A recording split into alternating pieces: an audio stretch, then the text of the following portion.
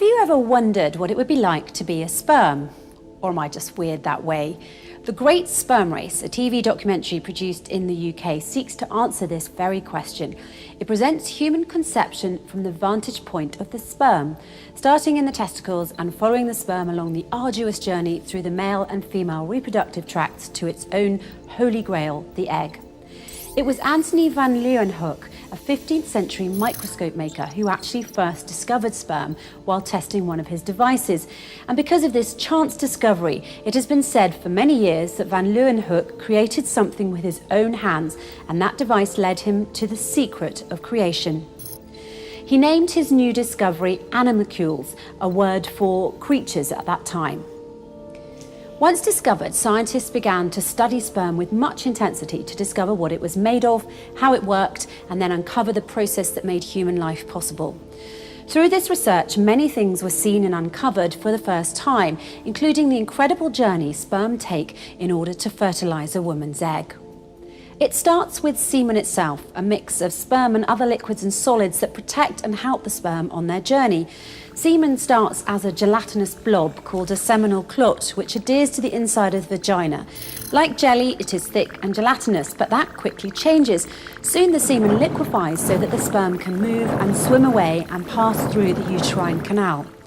Along the way, sperm attach themselves to various things in a manner similar to the way Velcro works, according to Dr. David Miller, reader in molecular andrology in the School of Medicine at the University of Leeds. They can attach and release with ease due to carbohydrate-binding proteins. They attach to the epithelial cells lining the oviduct, where they stay and can quickly detach and move when ovulation gets closer. In short, they can stay attached in the woman for a couple of days at least before she ovulates, detach and move closer to the egg when ovulation does occur, and then attach again to the egg. It's an uphill battle all the way until one strong and determined sperm manages to attach itself to the egg. Within seconds, the sperm is engulfed by the egg. This is a process called phagocytosis by scientists, meaning that the sperm is ingested or engulfed by the egg.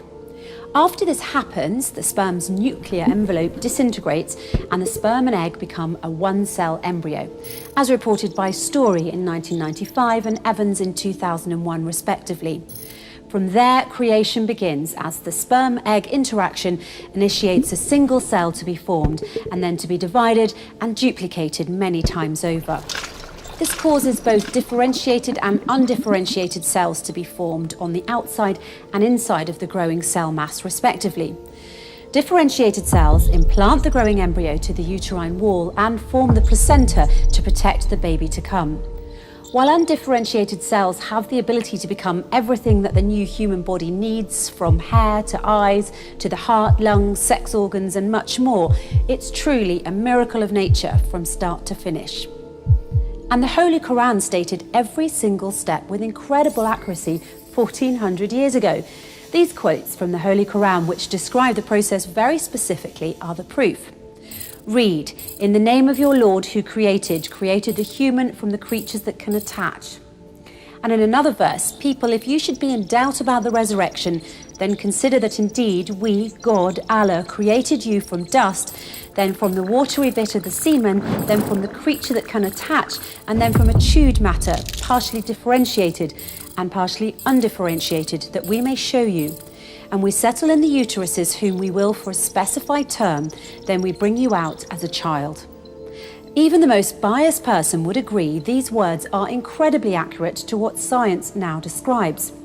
The Holy Quran talks about how the semen becomes watery and how the sperm attaches, about how the egg ingests the sperm and about differentiated and undifferentiated cells, and then how the developing embryo implants in the uterus.